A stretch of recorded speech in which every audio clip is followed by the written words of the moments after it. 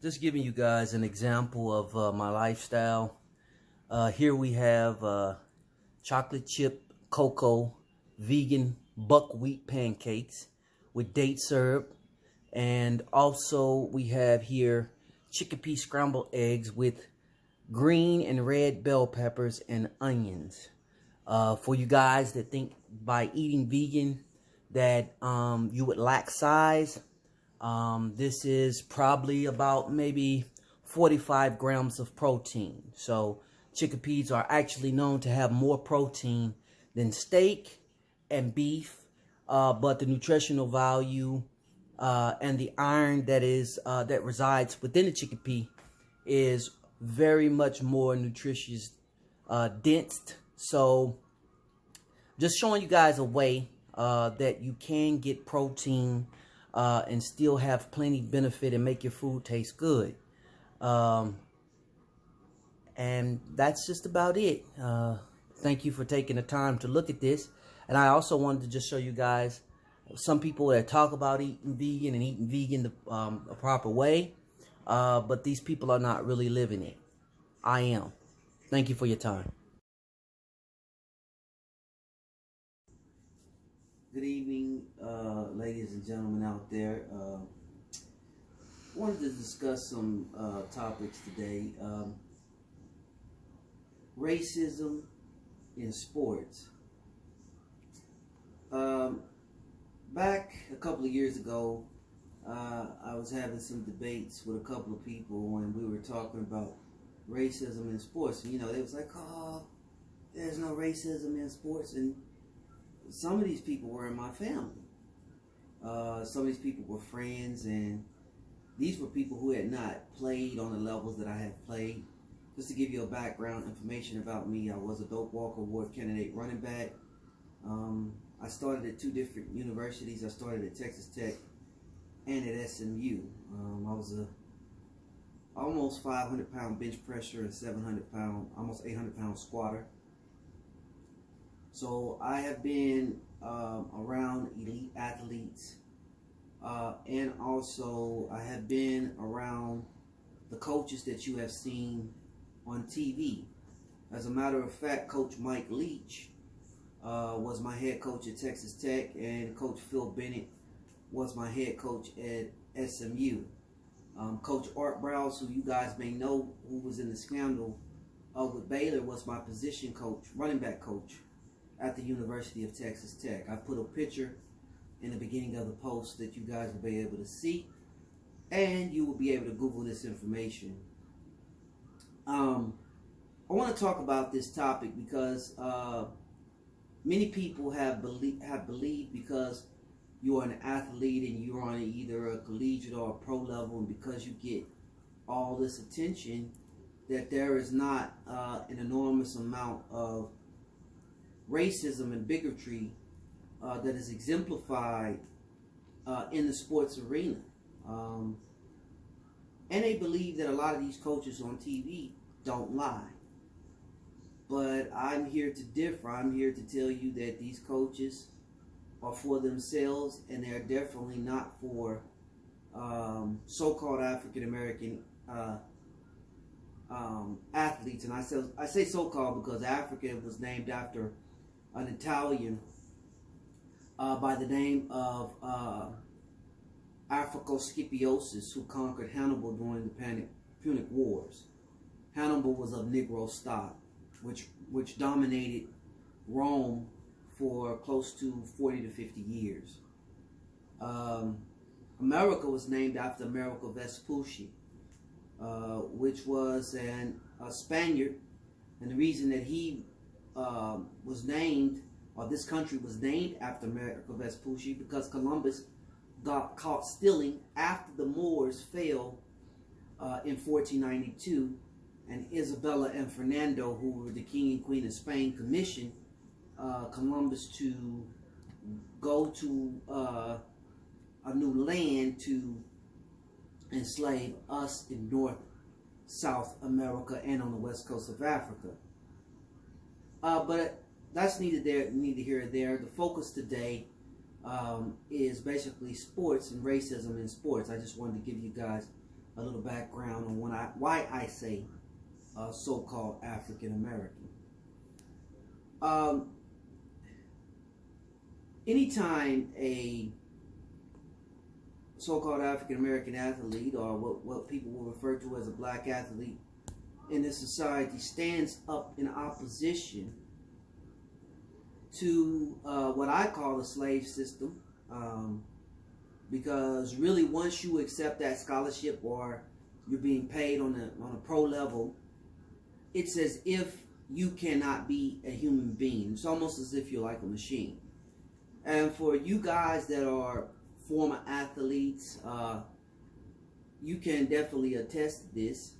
You have a set schedule where you go and work out, the things that you have to eat, and your class schedule, and so forth. And you are really also basically made to perform when you are hurt. And there's always this saying, go, are you hurt or are you injured? Which I think is ridiculous. I think that the long-term effects can be detrimental if you're not careful as an athlete on this level. One of the reasons I say this is because fundamentally we have to look at the aspect of, you have grown men that train like machines that basically bang into each other, hit each other constantly. Not only are you hitting every week in games, but Monday, Tuesday, Wednesday, Thursday, throughout the week, and you maybe get a day off before the game. So there's physical contact all throughout the week. And really, you can't really complain if your shoulder's messed up, or you might have a stinger for the past game. There's really no rest. It's really this mentality that, hey, we have to be machines and we have to tough it out. So, the aspect is, pretty much you have coaches who jobs are highly dependent on these athletes. And so, I see on TV people constantly always talk about how, the aspect they have to be great student athletes. But I'm here to tell you, the majority of these college coaches do not really care if you graduate from college. Thank the Most High, I just happen to have good parenting, which made me stay focused on my academics. But really, you're not there to do academics. You're there to play football, because you have limited time to do your studies. When you are a athlete on those levels, you are expected to come in, perform, be quiet, and go home. No matter how the coach talks to you, if you experience an aspect of racism, or if that coach has lied to you, it's a commonality that they believe, especially with you being a black athlete, you should be quiet, and it should be an honor for you to be on my campus. And this is the reality of it. And many people, because they only see the aspect of the glory, they might see you playing on TV, they might see you playing in front of hundreds of thousands of people, you're getting the notoriety, you in the newspaper every week, but they don't understand the other aspects that comes along with being a student athlete. My personal story, I was one of the best running backs in the state of Texas. I came out and I had several full rides. Originally had committed to Michigan State, and then decommitted out from Michigan State and committed to Texas Tech. Well, when Mike Leach and Sonny Dykes, who's at SMU right now, came to my house, I was told that, I was told that, they would basically be even or equal running and passing the ball. But as I began to play, which my true freshman year, I started at fullback. Then my sophomore year, I also started at fullback. And then my junior year, the first couple of games till I got hurt, I started at tailback.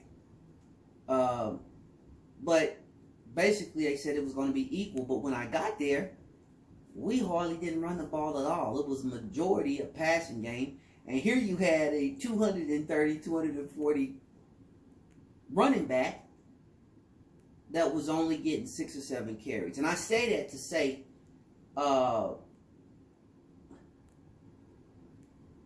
lot of the college coaches, they don't tell the truth. So when you're dealing with the topic of racism and this topic comes up and they say, oh, I'm not racist, I don't know. There are things that are always said by these coaches that are full of racism. When I decided to transfer from from Texas Tech to SMU, I was originally going to go to the University of Houston with Coach Art Browse, but I was blocked by Coach Mike Leach. And for all of you that don't know, Mike Leach right now has a scandal where he came out with the nooses on the neck at Mississippi State. Well, I'm here to tell you, I experienced direct racism from this coach. And I experienced being blocked because of the systematic chain where they feel that they're supposed to have a supreme power over your decisions in college, whether they lie or not. And there is no recommendation for these coaches. Like, for instance, take the aspect of Maurice Claret's situation. Now, here you have a young so-called African-American athlete that comes from an impoverished area, and Jim Tressel, his coach, and the alumni offer this young man money, him and his parents money. What is he going to do? You know, they barely give you a scholarship check on the campus that you barely can even survive off of. Then you can't sell any of your memorabilia, your products. And then they tell you, hey, well, we don't want you to work either. So now you barely get this check that you're barely able to survive off of. Why are you having to deal with the mental stress and physical stress? So here we have a kid that basically took money. The coach came out and said that, you know, he didn't know. Come on, man. Your coach knows, especially if you're a star running back or whatever, be star player on the team. Your coach knows where you're at all times. That's a big lie. That he didn't know that Claret had taken money. Now, here it is. Tressel suffers no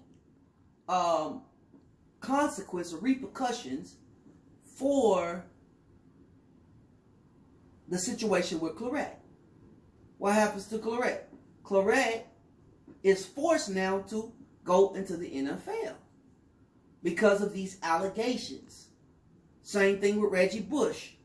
There was no consequence for Pete Carroll. Pete Carroll comes out, basically acts as if he doesn't know what's going on, goes to the NFL and suffers no consequence. Reggie Bush is stripped of his Heisman Trophy. He is really stripped of his reputation. And none of these coaches suffer anything. Now here we have Mike Leach, who comes out. And you don't play like this because a noose, or what we would refer to as a rope, has a distinctive history in this country of our people being hanged and hung. And I don't think it's funny, and I don't think it's acceptable for any head coach, period. And this is why I say there's racism in it, because these coaches are not held to the same standard that athletes are held to. If a coach lied to you and you want to transfer, you got to go through basically hell to get out of that situation. If a coach lies, they don't suffer any repercussion. And once again, we can see that Coach Mike Leach, and for those of you who are seeing Dabo Swinney, who have allowed racism to be proceeded within their organizations, we can see this clearly, and there is no consequences for these gentlemen. So this has to change.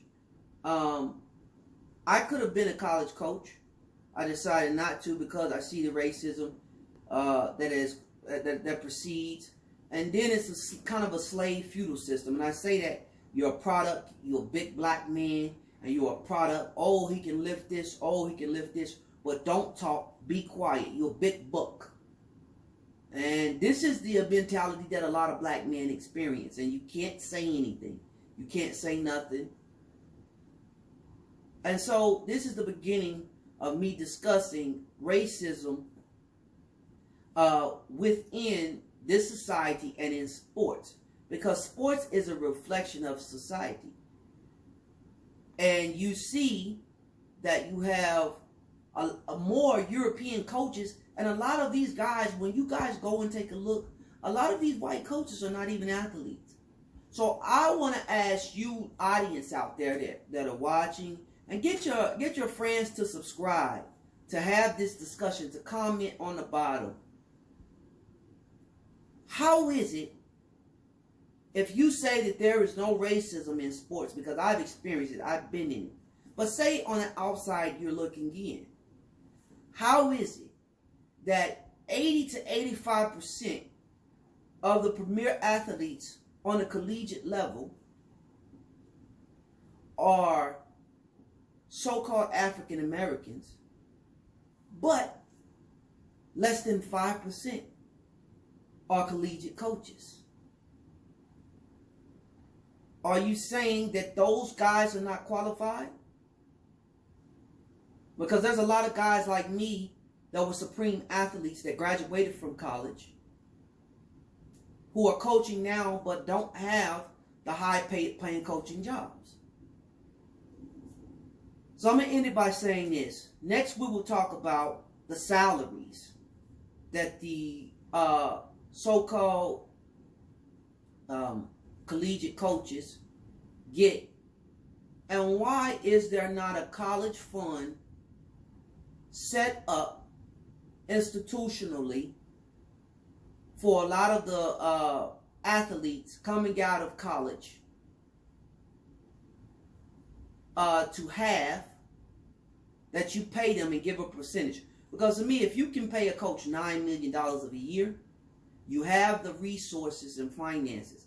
And say if it's truly about education, and we will talk about this topic later, why don't you give those same athletes lifetime free, the ability to have a lifetime free college tuition to come back and get their master's and doctor's degrees? Next time we will talk about that, and we will talk about why systematically and institutionally they probably won't do that, and why they have not did that. Once again, I would like to thank you for coming to my channel. May the Most High bless you. May the Most High keep you in peace and in health. And at the beginning of this video, I posted some food that I eat, just to show you how I live. And we'll also be dealing with the aspect of nutrition, how to keep yourself healthy.